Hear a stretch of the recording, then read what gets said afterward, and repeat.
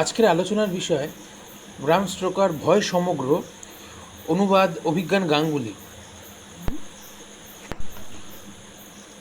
ভাষাটাও খুব চমৎকার এবং খুব কনসাইজ, তাই ভাবলাম একটা গল্প পড়ি, যেটা আমার খুব প্রিয় গল্প। মূল কাহিনী দ্য জাজেস হাউস। অনুবাদের টাইটেল করেছে জর্জ সাহেবের বাগান বাড়ি। ম্যালকমসন বুঝতে পারল পরীক্ষা তার ঘাড়ের উপর নিঃশ্বাস ফেলছে, অথচ এখনো বিস্তর পড়াশোনা বাকি। অতএব উপায় একটাই, বন্ধুবান্ধবের থেকে দূরে কোনো নির্জন কোনো জায়গায় গিয়ে আগামী কয়েকদিন পড়াশোনায় মনোনিবেশ করা। সমুদ্রও সে ভালোবাসে, অতএব সমুদ্রের ধারে কোনো জায়গায় যাওয়া যাবে বা যাওয়া যাবে না। আবার একেবারে গ্রাম্য পরিবেশেও মানিয়ে নেওয়া কষ্টকর হয় তার পক্ষে।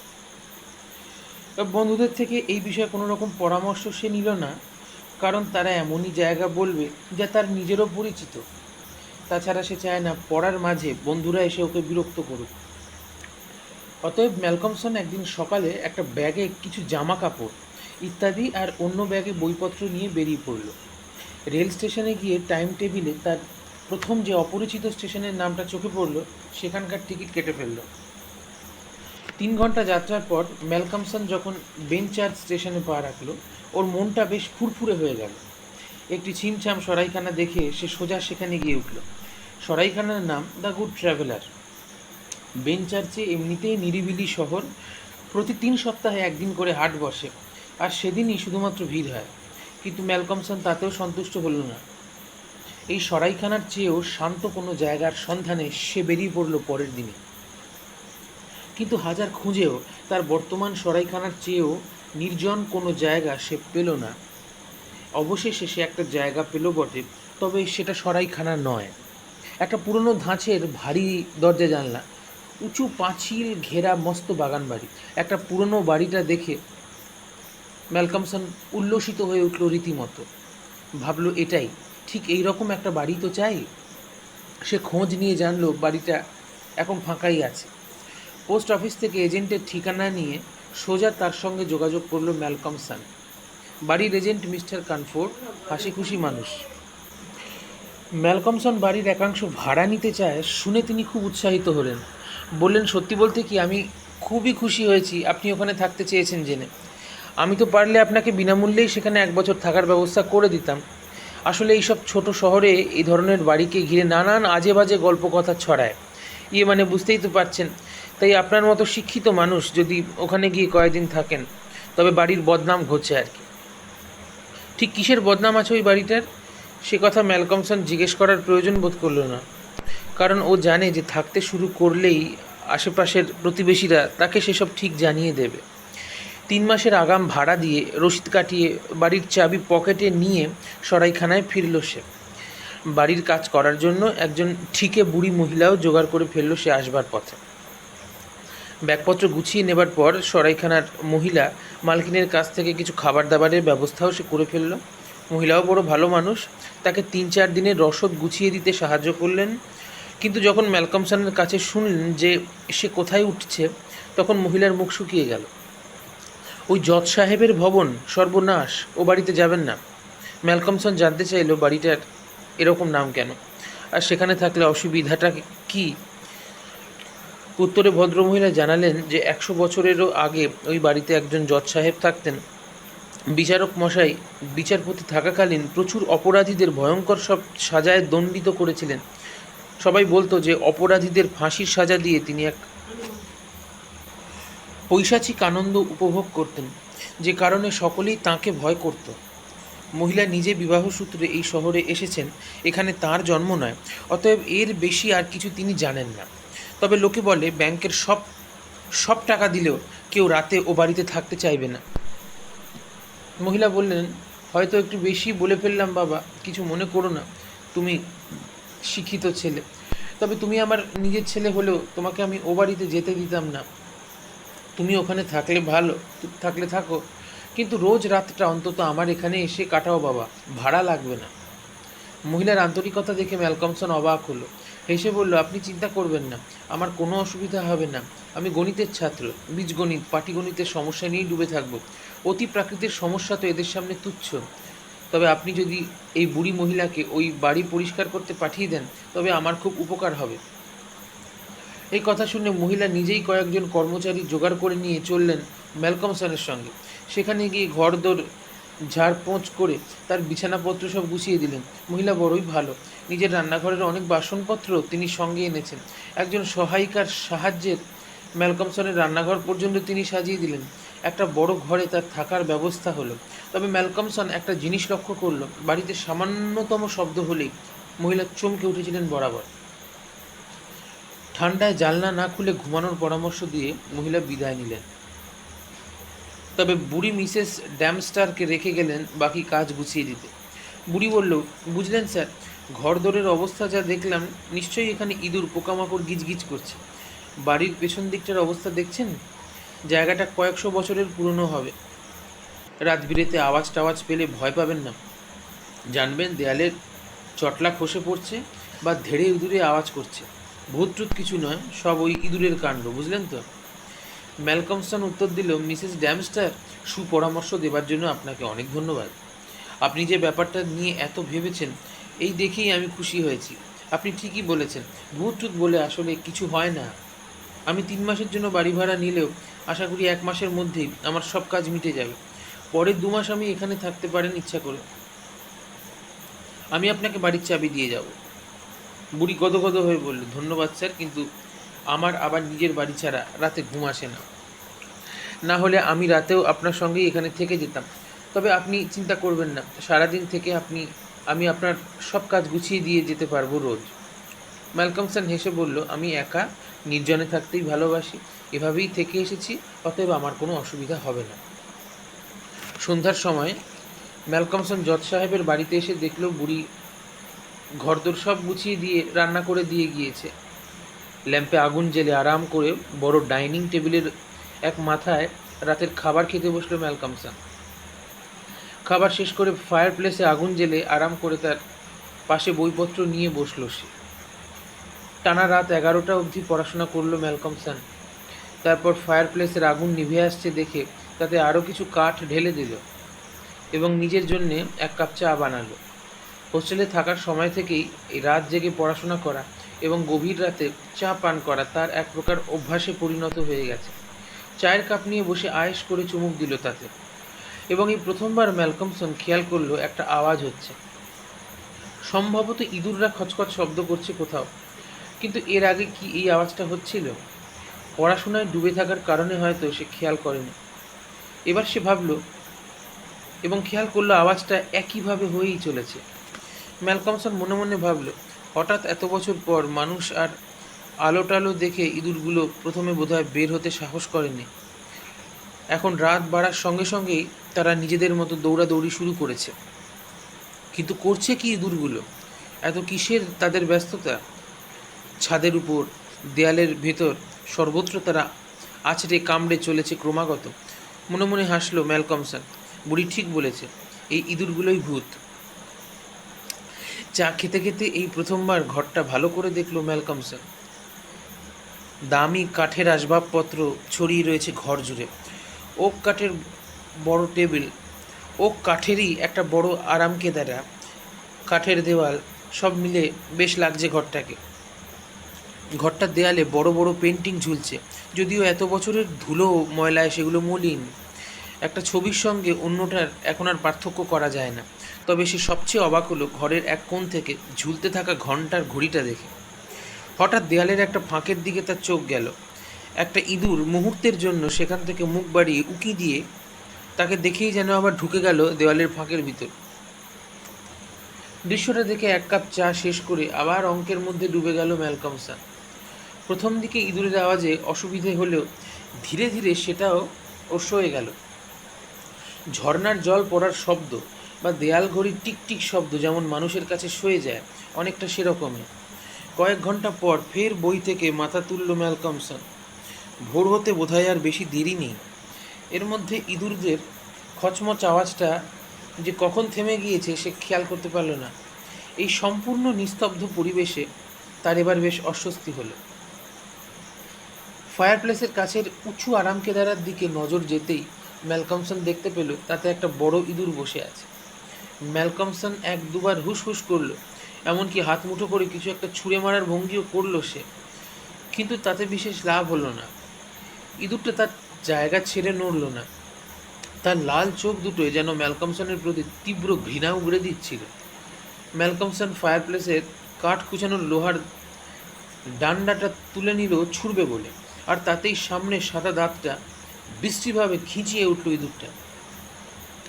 তারপর লাফ মেরে পাশেই ঝুলতে থাকা ঘন্টার দড়িটা বেয়ে ছাদের গাঢ় অন্ধকারে গা ঢাকা দিল সে। পরক্ষণেই আবার ইঁদুরের খচ খচ শব্দটা শুরু হয়ে গেল। ক্লান্ত ম্যালকমসন লোহার শিকটা মাটিতে রেখে দিয়ে বিছানায় গিয়ে নিশ্চিন্তে ঘুম দিল। সে ঘুম এতটাই গাঢ় হলো যে বুড়ি ড্যামস্টার কখন ঘরে এসে ঢুকলো সে হুঁশ রইল না। বুড়ি এসে সকালে রান্না করে ঘরটার গুছিয়ে চা বানিয়ে ম্যালকমসনকে ডাকল। ঘুম থেকে উঠেও শরীরের ক্লান্তি সম্পূর্ণ দূর হলো না ম্যালকমসনের, তবে চা খেয়ে চনমনে ভাবটা অনেকটা ফিরে এলো তার। প্রাতরাশ সেরে ঘুরতে বেরোলো সে, সঙ্গে করে কয়েকটা স্যান্ডউইচ নিয়ে নিল, যা দিয়ে দুপুরের খিদেটা সামলে নেওয়া যায়। সারাটা দিন চারপাশ ঘুরে একবার রাতে বাড়ি ফিরবে বলে মনস্থির করলো সে। সেই মতো প্রথমে সে গেল দ্য গুড ট্রাভেলার সরাইখানায়। মালকিন মিসেস হুইটহ্যাম সেখানেই ছিলেন। ম্যালকমসনকে আপাদমস্তক পর্যবেক্ষণ করে তিনি বললেন, যাক বাবা, তুমি সুস্থ আছো দেখে খুশি হলাম। চিন্তায় ছিলাম আমি, কিন্তু তুমি কাজের প্রচুর চাপ নিয়ে ফেলছো মনে হচ্ছে। একদিনেই তোমার মুখ চোখ বেশ শুকনো লাগছে। রাত্রে কোনো সমস্যা হয়নি তো? ম্যালকমসন উত্তর দিল, না, সব ঠিক ছিল। আপনার তেনাদের দেখা আমি পাইনি, শুধু সারা রাত ইঁদুররা তাণ্ডব নৃত্য করে বেরিয়েছে। একটা গোদা ধেড়ে শয়তান আছে যেটা আরাম কেদারায় বসেছিল, লোহার ডান্ডা দেখিয়ে ওটাকে ভাগাতে হয়েছে। শয়তানটা ভয় পেয়ে ঘন্টার দড়ি বেয়ে সোজা ছাদে চলে গেল। অন্ধকারে ঠিক বুঝতে পারলাম না বেটা কোথায় গিয়ে সেঁধল।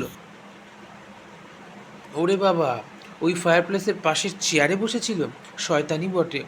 ওই চেয়ারেই তো শয়তান লোকটা বসতো, লোকে বলে। শুনে ম্যালকমসন হেসে ফেলায়। ভদ্রমহিলা বললেন, তুমি তো হাসবেই, তোমরা সব আজকালকার ছেলে, সব কিছুই হেসেই উড়িয়ে দাও। মহিলাও একবার হেসে বললেন, যাকগে, আমিও প্রার্থনা করি তুমি সবসময় এরকম হাসি খুশিই থাকো। বাকিটা দিন এদিক ওদিক ঘুরে আবার সন্ধ্যার দিকে ম্যালকমসন নিজের বাগান বাড়িতে ফিরে এলো। আজকে সন্ধ্যা থেকেই ইঁদুরের উপদ্রব শুরু হয়েছে। ম্যালকমসন রাতের খাবার সেরে আবার বইপত্র নিয়ে বসেছিল, কিন্তু আজকে ইঁদুররা ওকে বড়ই বিরক্ত করছে। গতকালের চেয়েও বেশি শব্দ করছে যেন। আজকে ওরা দেয়াল, কড়িকাঠ, সারা ঘর জুড়ে দাপিয়ে বেড়াচ্ছে। বেটাদের খুব সাহস বেড়েছে, ল্যাম্পের আলোর তোয়াক্কা না করেই দৌড়ে বেড়াচ্ছে। মাঝে মাঝেই কয়েকটা অসম সাহসী ইঁদুর দেয়ালের ফাঁক ফোকর থেকে মুখ বাড়াচ্ছে। ম্যালকমসন যখনই বই থেকে মুখ তুলে আশেপাশে তাকাচ্ছে, তখনই দেখতে পাচ্ছে তাদের। খুদে খুদে চোখে আলো পড়ে মনে হচ্ছে যেন ছোট ছোট আলো জ্বলছে, তবে সেগুলোর চোখে শয়তানি দৃষ্টি নেই। সাধারণ ইঁদুরের মতোই ভীরু দৃষ্টি নিয়ে চেয়ে দেখছে তাকে। মুখে হুস হুস শব্দ করতেই সেগুলো আবার গর্তে সেঁধিয়ে যাচ্ছে, ঠিক আগের দিনের মতোই। একসময় হঠাৎ করে একসঙ্গে সব ইঁদুরের শব্দ থেমে গেল। সঙ্গে সঙ্গে ম্যালকমসনের দৃষ্টি চলে গেল ফায়ারপ্লেসের পাশে রাখা উঁচু আরাম কেদারাটার দিকে। সে দেখল ঠিক গতকালের মতোই সেই ধেড়ে ইঁদুরটা সেটার উপর বসে আছে। ম্যালকমসন হাতের কাছে অ্যালগরিদমের একটা মোটা বই পেয়ে সেটা ছুঁড়ে মারল তাকে লক্ষ্য করে, কিন্তু সেটা লক্ষ্যভ্রষ্ট হলো। ইঁদুরটা তার জায়গা ছেড়ে এক চুলও নড়ল না। গতকালের মতোই ম্যালকমসনকে আবার লোহার শিকটার দিকে হাত বাড়াতে হলো। ইঁদুরটা সেটা দেখে খুব বিরক্ত হলো। তারপর গত রাতের মতো ফের দাঁত খিচিয়ে ঘন্টার রাশি বেয়ে ছাদের অন্ধকারে মিলিয়ে গেল। ম্যালকমসন দেখল ঘড়িতে রাত 12টা বাজে। টেবিল ছেড়ে উঠে চায়ের জল চাপালো সে। একটা সিগারেট খেতেও ইচ্ছে করছিল। একটা সিগারেট জ্বালিয়ে চেয়ারে বসলো ম্যালকমসন। বসে বসে ইঁদুরটার কথাই ভাবছিল সে। ম্যালকমসন মনে মনে ঠিক করলো, বেটা উপরে কোথায় যায় সেটা ওকে জানতেই হবে। যেমন ভাবনা তেমন কাজ। সে আরও একটা ল্যাম্প এনে এমনভাবে রাখলো যাতে ঘরটা আরও বেশি আলোকিত হয়। হাতের কাছে বেশ কয়েকটা মোটা বই এনে রাখলো যাতে প্রয়োজনে ইঁদুরটার দিকে ছুঁড়ে মারা যায়। তারপর এগিয়ে গিয়ে দড়িটাকে তার টেবিলের উপর রাখা ল্যাম্পের নিচে চাপা দিয়ে রাখলো, যাতে ইঁদুর নেমে এলেই ওর চোখে পড়ে। ম্যালকমসন বেশ আশ্চর্য হলো এটা দেখে যে মোটা দড়িটা এখনও নমনীয় আছে। তার মনে হলো এত বছর ব্যবহার না হওয়া সত্ত্বেও দড়িটা এখনও এরকম নমনীয় রয়েছে কিভাবে। এটা দিয়ে দিব্যি কাউকে ফাঁসি দেওয়া যায়। কথাটা আচমকাই মাথায় এলো ম্যালকমসনের। তারপর সব কিছু ভুলে বইয়ে মনোনিবেশ করলো সে। ইঁদুরের আওয়াজ ফের শুরু হয়েছে ইতিমধ্যেই। তবুও সব কিছু উপেক্ষা করেই সে একটা গাণিতিক জটিল সমস্যার ভিতর সম্পূর্ণভাবে ডুবে গেল। কিছুক্ষণ বাদে ফের তার মনোসংযোগ নষ্ট হলো, কারণ আবার চারদিকে ইঁদুরের আওয়াজ থেমে গেছে। চারপাশ একেবারে নিস্তব্ধ হয়ে গেছে। ম্যালকমসন লক্ষ্য করলো ঘন্টার দড়িটা মৃদু মৃদু কাঁপছে। ঘড়ির ডগা চাপা দেওয়া ল্যাম্পটাও হালকা নড়ছে। দড়ি থেকে চোখ না সরিয়েই ম্যালকমসন পাশে জড়ো করা বইগুলোর দিকে হাত বাড়ালো। পর মুহূর্তেই সে দেখলো বড় ইঁদুরটা দড়ি বেয়ে নেমে এসে ঝপ করে লাফিয়ে আরাম কেদারের উপর এসে বসলো। ম্যালকমসন একটা বই তাক করে ছুড়ল, কিন্তু ইঁদুরটা কায়দা করে সেটাকে ঠিক এড়িয়ে গেল। তারপর দ্বিতীয়, তৃতীয়, একের পর এক অনেকগুলো বই, কিন্তু প্রত্যেকটা চেষ্টায় ব্যর্থ হলো। ইঁদুরটা প্রতিবারই ম্যালকমসনের ছোড়া বইগুলোকে কায়দা করে এড়িয়ে গেল। ক্রমশ ম্যালকমসনের রাগ আরও বাড়ছিল। ওটাকে যে করে হোক মারতেই হবে। এবার পরের বইটা তুলে নিয়ে ছুঁড়ে মারতেই সেটা গিয়ে ইঁদুরটাকে আঘাত করল।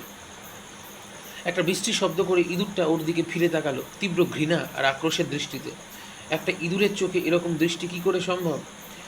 ইঁদুরটা ফের চেয়ার ছেড়ে লাফিয়ে দড়ি বেয়ে চড়তে শুরু করলো। ওটার ভারে দড়ি চাপা দেওয়া ল্যাম্পটা নড়ল ঠিকই, কিন্তু বেশ ভারী হওয়ায় উল্টে গেল না। দ্বিতীয় ল্যাম্পের আলোয় এবার ম্যালকমসন স্পষ্ট দেখল যে ইঁদুরটা দড়ি এবং কড়িকাঠ বেয়ে উঠে গিয়ে শেষের দেওয়ালে টানানো একটা পুরনো পেন্টিংয়ের গায়ের গর্তের মধ্যে ঢুকে হারিয়ে গেল। ছবিটা যে তার পেছনে একটা গর্ত আছে, পুরো ধুলোর আস্তরণের জন্য সেটা সহজে চোখে পড়ে না। কাল সকালে বদমাস্টার গর্তটা দেখব খুঁজে। ফায়ারপ্লেস থেকে তৃতীয় ছবিটা মনে রাখতে হবে। এই ভেবে ম্যালকমসন চারিদিকে ছড়িয়ে থাকা বইগুলো কুড়োতে শুরু করলো। জ্যামিতি, ত্রিকোণমিতি ইত্যাদি কোনো বই ইঁদুরটাকে আঘাত করতে পারেনি। সব ছড়িয়ে পড়ে আছে মেঝেতে। সেগুলো তুলতে তুলতেই চেয়ারের উপর পড়ে থাকা বইটা তুলল ম্যালকমসন, মানে যেটা ইঁদুরটাকে শেষ পর্যন্ত আঘাত করতে পেরেছিল সেটা। এবং বইটা দেখেই চমকে উঠল সে। কী আশ্চর্য! এটা তো আমার মায়ের দিয়ে দেওয়া বাইবেলটা। ম্যালকমসন বই গুছিয়ে আবার পড়তে বসল। ইঁদুরের শব্দ যথারীতি চলছেই, তবে এতে তার অসুবিধা হচ্ছে না, বরং আওয়াজগুলো থেমে গেলেই অস্বস্তি হয় তার।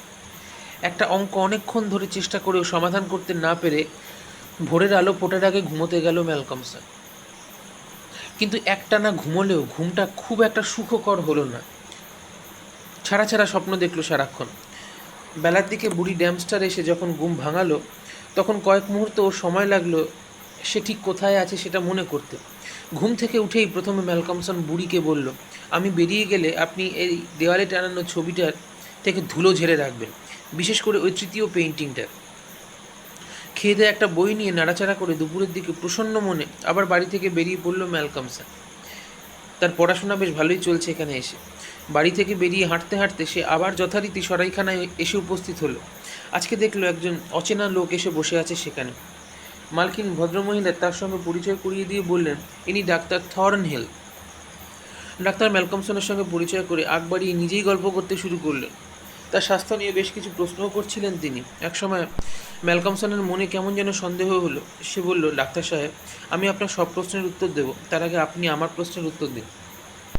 সত্যি করে বলুন তো, আপনি কি মিসেস হুইটহ্যামের অনুরোধেই এখানে এসেছেন আমাকে উপদেশ দিতে? ডাক্তার কিছুক্ষণ চুপ করে বসে থেকে বললেন, হ্যাঁ, ঠিকই ধরেছে। আসলে উনি আপনাকে নিয়ে বেজায় চিন্তিত। আপনি ওই জজ সাহেবের বাড়িতে একলা থাকেন, সেটা মিসেস হুইটহ্যাম একদমই চান না। তাছাড়া উনি বলেছেন আপনি নাকি রাত জেগে পড়াশোনা করেন আর বড্ড কড়া চা খান। এই অভ্যাস ছাত্রাবস্থায় আমারও ছিল, অস্বীকার করব না, কিন্তু ডাক্তার হিসেবে আপনাকে পরামর্শ দেব এই অভ্যাস ত্যাগ করতে। ম্যালকমসন একগাল হেসে বলল, আমি আপনার এবং মিসেস হুইটহ্যামের প্রতি সত্যি কৃতজ্ঞ। আমি কথা দিচ্ছি যে আমি রাতে আর চা খাবো না এবং রাত 1টার বেশি জাগবও না। আমার এত খেয়াল রাখার জন্য আপনাদের অশেষ ধন্যবাদ ডাক্তার। ধন্যবাদ। এবার আমায় বলুন তো, ওই বাড়িতে কিছু ঘটেছে কিনা? ম্যালকমসন গত 2 রাতের ঘটনা সবিস্তারে ডাক্তারকে বলল। সব শুনে ডাক্তারের মুখ গম্ভীর হলো। তিনি বললেন, আপনি আশা করি বুঝতে পারছেন ঘণ্টার সঙ্গে যে দড়িটা বাঁধা আছে সেটা কিসের? ওটা ফাঁসির দড়ি। ওই জজ যেসব বন্দীকে ফাঁসির হুকুম দিয়েছিল তাদের ওই দড়ি দিয়েই গলায় ফাঁস দেওয়া হয়েছিল। এই কথা শুনে হুইটহ্যাম মূর্ছা গেলেন। সন্ধ্যা হয়ে আসছে দেখে ডাক্তার ম্যালকমসনকে ফেরত পাঠিয়ে দিলেন। তিনি একাই মহিলাকে প্রয়োজন মতো শুশ্রূষা করলেন। একটু সুস্থ হয়ে মিসেস হুইটহ্যাম ডাক্তারকে বললেন, এসব কি ডাক্তার? এমনিতেই ওই অশুভ বাড়িতে ছেলেটা থাকছে, তার উপর এ কথা ওকে বলার কি দরকার ছিল? ডাক্তার উত্তর দিলেন, দরকার ছিল মিসেস উইথাম। আমি চাই ওই ঘণ্টা দড়ির ব্যাপারটা ওর মাথায় গেঁথে যাক। ওর কথা শুনে আমার মনে আশঙ্কা জেগেছে, যদিও ছেলেটাকে সুস্থ সবল আর দৃঢ় মস্তিষ্কেরই মনে হলো আমার। হতে পারে রাত জেগে পড়াশোনা করার ফলে ও হ্যালুসিনেট করছে, কিন্তু ইঁদুরগুলো আর তার উপর আপনার ওই শয়তানের কথাটা ওর মাথায় বসে গিয়েছে। আমি ওর সঙ্গে গিয়ে রাত থাকতে পারতাম, কিন্তু জানি ও রাজি হবে না। আমি রাতে অনেকক্ষণ অবধি জেগে থাকি। রাতে কিছু দেখলে ভয় পেলে প্রয়োজনে যাতে ঘন্টা বাজিয়ে আপনাদের সাহায্যের জন্য ডাকতে পারে, তাই বরাবর দড়ির কথাটা ওকে মনে করিয়ে দিলাম। আশা করি ঘন্টার দড়ির কথাটা ওর মনে থাকবে। তুমি কি আশঙ্কা করছো ডাক্তার? আমার মন বলছে আজকে রাতেই আমার ওই ঘন্টা বাজতে শুনবো। কথাটা বলেই সরাইখানা থেকে বেরিয়ে গেল ডাক্তার।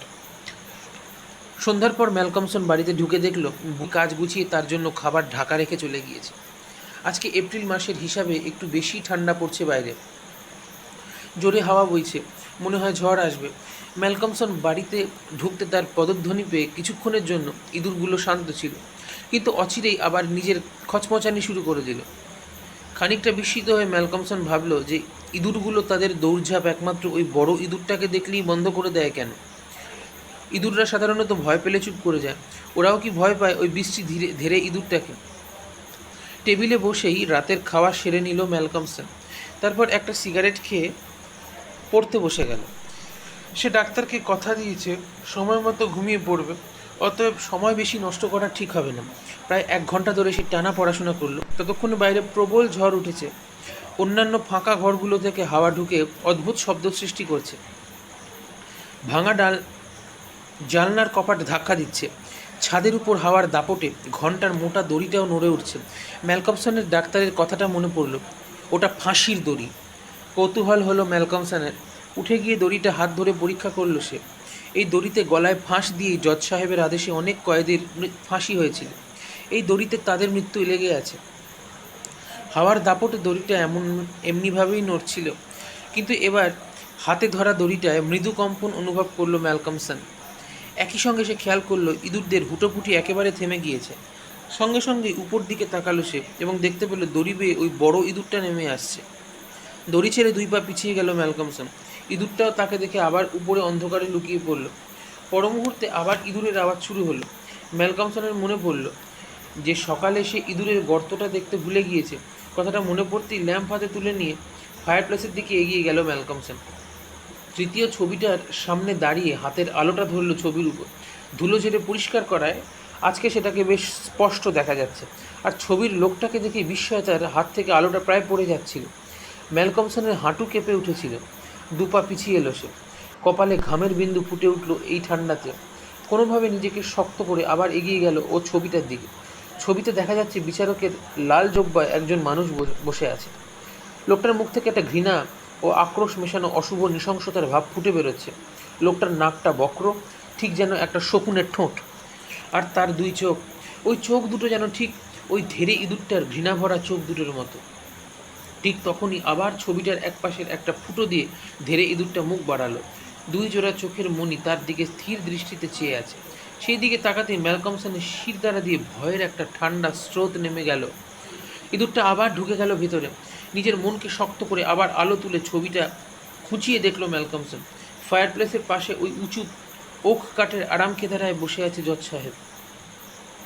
একটা হাত হাতলে রাখা, অন্য হাতটা ফায়ারপ্লেসের উপর। ঘন্টার দড়িটা ছাদ থেকে ঝুলছে। মেঝেতে কুণ্ডলি পাকিয়ে পড়ে আছে ডগার দিকটা। মুহূর্তে চেয়ারটার দিকে ঘুরল ম্যালকমসন। চেয়ারের উপর দৃষ্টি পড়তে মুখ থেকে অস্ফুট চিৎকার বেরিয়ে এলো। ধরে থাকা লম্বটা হাত খসে পড়ে গেল মাটিতে। ওই তো, ইঁদুরটা আরাম কেদারায় বসে আছে ছবির মতোই, সেই একই ভঙ্গিতে। তার 2 চোখে সেই একই অশুভ দৃষ্টি। হাত থেকে ল্যাম্প পড়ার শব্দে সম্বিত ফিরল ম্যালকমসনের। দাদুর তৈরি ল্যাম্প বলে তেল পড়েনি বা নিভে যায়নি। সেটা তুলে নিজের মনকে ধিক্কার দিল ম্যালকমসন। না না, সে অকারণ দুর্বল হয়ে পড়ছে। ডাক্তার ঠিকই বলেছেন, অত্যাধিক চা পান আর রাত্রি জাগরণ তার মস্তিষ্কে প্রভাব ফেলছে। এসব কি আবোল তাবোল ভাবছে সে? লোকে এসব শুনলে তাকে বদ্ধ উন্মাদ ভাববে। বাইরে ঝড় আরও বেড়েছে, সঙ্গে বৃষ্টির ছাঁট এসে পুরনো দেয়াল আর জানলার কাছে ধাক্কা দিচ্ছে। আবার পড়তে বসেছিল ম্যালকমসন। ঘণ্টাখানেক বইয়ে ডুবে থাকার পর একটা অদ্ভুত মৃদু শব্দ কানে এলো ওর। অনেকক্ষণ থেকে হচ্ছে শব্দটা। ঘরের যে কোণে ঘণ্টার দড়িটা ঝুলছে ওদিক থেকেই আসছে শব্দটা। সেদিকে তাকাতেই দেখতে পেল সেই ধেড়ে ইঁদুরটাকে। ছাদের দিক থেকে নেমে আসা দড়ির একটা অংশে ক্রমাগত দাঁত বসিয়ে কেটে চলেছে ইঁদুরটা। বলতে গেলে দড়িটা প্রায় কেটেই ফেলেছে সে। পর মুহূর্তেই দড়িটার ডগার দিকের একাংশ খসে পড়ল মেঝেতে। অনেকটা উপরে দড়ির বাকি অংশটা ধরে ঝুলছে ইঁদুরটা। আর সে একদৃষ্টিতে তাকিয়ে আছে ম্যালকমসনের দিকে। একটা কথা মনে হতেই আতঙ্কের ভাব মনের মধ্যে চেপে বসলো ম্যালকমসনের। দড়িটা কেটে দেওয়ায় সেটা এখন তার নাগালের বাইরে। বিপদে পড়লে ইচ্ছা থাকলেও সে সেটাকে টেনে ঘন্টা বাজাতে পারবে না, কাউকে সে ডাকতে পারবে না সাহায্যের জন্য। এই মুহূর্তে সে বাইরের জগতের থেকে সম্পূর্ণ বিচ্ছিন্ন। প্রচণ্ড রাগ হলো ম্যালকমসনের ওই অলক্ষণে ইঁদুরটার উপর।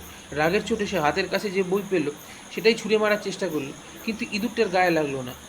হতাশ ম্যালকমসন ঠিক করলো আর নয়, যথেষ্ট হয়েছে, আজ ঘুমিয়ে পড়বেও, কিন্তু ঘরটাকে অন্ধকার করবে না, বরং যাতে ঘরে আরও বেশি আলো হয় সেই আশায় ল্যাম্পের উপর সবুজ শেডটাও খুলে ফেললো সে। তাতে ঘরটা তুলনামূলকভাবে অনেকটাই বেশি আলোকিত হলো। ঘরের দেয়ালে টানানো ছবিগুলির উপর গিয়ে পড়ল ল্যাম্পের আলোটা, আর সেদিকে তাকাতেই ম্যালকমসনের দেহের সব রক্ত জল হয়ে গেল। প্রথমে ভুল দেখছে ভেবে হাত দিয়ে দু চোখ কচকচ করলো কয়েকবার, কিন্তু না, ও স্পষ্ট দেখলো তৃতীয় ছবিটা দেখে জজ সাহেব অদৃশ্য হয়ে গেছে। চেয়ার, দড়ি, ফায়ারপ্লেস সব নিজের জায়গায় আছে, শুধুমাত্র চেয়ারটা খালি পড়ে আছে ছবির ফ্রেমের মধ্যে। ছবিতে যেখানে জজ সাহেব বসেছিল সে জায়গায় ক্যানভাসের খয়েরি কাগজ দেখা যাচ্ছে।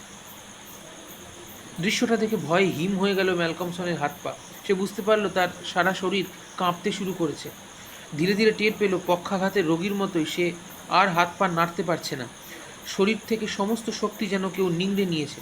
যে দৃশ্য সে দেখছে তাতে ওর চিন্তা করার ক্ষমতাও তালগোল পাকিয়ে যাচ্ছে। সে বুঝতে পারছে না ওই অবস্থায় সে কি করবে।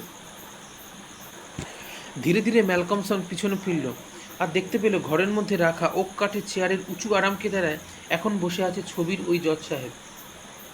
পরনে লাল খয়েরি বিচারকের জব্বা, চোখে সেই নির্মম ক্রূর দৃষ্টি, ঠোঁটে জয়ের শয়তানি হাসি নিয়ে তারই দিকে তাকিয়ে আছে সেই মূর্তি। হাত তুলল লোকটা, হাতে একটা কালো টুপি, যে টুপি দিয়ে ফাঁসির সময় আসামির মুখ ঢেকে দেওয়া হয়, ঠিক সেই রকম একটা টুপি। ভয়ে নড়তে পারছে না ম্যালকমসন। তার হৃৎপিণ্ড থেকে যেন সব রক্ত শুষে নিয়েছে কেউ। চোখের পাতা ফেলতেও ভুলে গিয়েছে সে। দম বন্ধ হয়ে আসছে ওর। এক একটা মুহূর্ত ওর কাছে মনে হচ্ছে যেন অনন্ত সময়। জজের প্রেত মূর্তির ঠোঁটের হাসি আরও চওড়া হলো। ধীরে ধীরে চেয়ার ছেড়ে উঠে দাঁড়ালো সে। হেঁটে গিয়ে মেঝে থেকে ঘণ্টার দড়ির কাটা অংশটা তুলে নিল। সেটা হাতে নিয়ে মনে হলো জজ সাহেব খুবই উপভোগ করছে সেটা স্পর্শ। যেন কোনো তাড়া নেই, এমনভাবে সযত্নে সেটা নিয়ে সে একটা ফাঁস বাঁধল। পা দিয়ে দড়িটা টেনে দেখে নিল গিট শক্ত হয়েছে কিনা। তারপর ধীর পায়ে ম্যালকমসনের সামনে এসে দাঁড়ালো। দড়ির ফাঁসটা ছুড়ে দিল ম্যালকমের গলা লক্ষ্য করে। ম্যালকমসন বুঝতে পারছিল যে এইবার ওই দড়ির ফাঁস গলায় পড়লে তারা রক্ষা নেই। তাই নিজের সমস্ত ইচ্ছাশক্তি একত্রিত করে দড়ির ফাঁস গলায় লাগার আগেই সে এক পাশে সরে গেল। দড়ির ফাঁসটা গিয়ে পড়ল মেঝেতে। প্রেতমূর্তি আবারও দড়ি মাটি থেকে তুলে নিয়ে দ্বিতীয়বার ছুড়ে দিল ম্যালকমসনকে লক্ষ্য করে। আবারও এক পাশে সরে গেল সে। একটুও অধৈর্য না হয়ে বারংবার বিচারক তার দিকে ফাঁসির দড়ি ছুড়ে দিতেই থাকলো, যেন ঘরের মধ্যে কোনো ইঁদুর বিড়ালের শিকারির খেলা চলছে। ম্যালকমসন লক্ষ্য করলো দেওয়ালের ফাঁক ফোকর থেকে লক্ষ লক্ষ ইঁদুর বেরিয়ে এসে তাকিয়ে আছে তার দিকে। তাদের সে দৃষ্টি ম্যালকমসনের মনে কিছুটা সাহসের সঞ্চার করল, যেন সে একা নয়। তার চোখ চলে গেল ছাদ থেকে ঝুলে থাকা ঘণ্টার দড়িটার দিকে। কি আশ্চর্য, কয়েক হাজার ইঁদুর দড়ির প্রতিটা অংশকে ঢেকে রেখেছে। ইঁদুরগুলো আরও বেশি করে দড়ি ধরে ঝুলে পড়ছে। তাদের সমবেত ওজনে দড়ির মাথায় বাঁধা ঘণ্টাটা মৃদু মৃদু নড়ছে, ঢং ঢং করে শব্দ হচ্ছে সেটার। আরও আরও ইঁদুর আসছে দড়ি ধরে ঝুলতে। তারা সংখ্যায় যত বাড়ছে ততই জোরে দুলছে ঘণ্টার দড়ি। ফলে আরও জোরে শব্দ বেরোচ্ছে ঘণ্টা থেকে। জজ সাহেব এতক্ষণ ম্যালকমসনের দিকেই তাকিয়েছিল। ঘণ্টার আওয়াজ কানে আসতেই সে উপর দিকে তাকালো, আর ঘণ্টার দড়িতে ইঁদুরগুলোকে দেখেই প্রচণ্ড রাগে তার চোখ মুখ কুঁচকে গেল। বৃথা আস্ফালনে মেঝেতে পা ঠুকল সে। মনে হলো গোটা বাড়ি যেন কেঁপে উঠল। সেই সময় আকাশে বিদ্যুৎ চমকে উঠল, আর কাছেই প্রচণ্ড জোরে বাজ পড়ল। সেটা শুনে ইঁদুরগুলো আরও দ্রুত দড়ি দিয়ে দৌড়োদৌড়ি করতে শুরু করলো, যেন ওরা মরিয়া হয়ে উঠেছে। জজ সাহেব এইবার দূর থেকে গলায় ফাঁস পরানোর চেষ্টা না করে এগিয়ে এলো ম্যালকমসনের একদম সামনে। দড়ির ফাঁসটা নিজের 2 হাতে তুলে ধরল ম্যালকমসনের গলায় পরানোর জন্য। ম্যালকমসন সবের মতোই স্থাণু হয়ে দাঁড়িয়ে আছে। জজ তার গলায় ফাঁস পরিয়ে দিল, গিঁটটা শক্ত করল। সেই প্রেতের ঠান্ডা মৃত আঙুলের শীতল স্পর্শ অনুভব করতে পারছে ম্যালকমসন নিজের গলায়। ম্যালকমসনকে টেনে নিয়ে গিয়ে ওক কাঠের চেয়ারটার উপর দাঁড় করালো জজ সাহেব। সে নিজেও চেয়ারে উঠল এবং হাত বাড়িয়ে ঘণ্টার দড়ির বাকি অংশটা চেপে ধরল। সঙ্গে সঙ্গেই সব কটা ইঁদুর যেন প্রচণ্ড ভয় পেয়ে দড়ি ছেড়ে দৌড় দিল নিজেদের গর্তের দিকে। মুহূর্তের মধ্যে যে যার নিজের গর্তের মধ্যে ঢুকে গেল। মধ্যরাতে প্রবল ঘণ্টার আওয়াজ শুনে আশেপাশের লোকজন আলো নিয়ে ছুটে এলো জজ সাহেবের বাড়ির দিকে।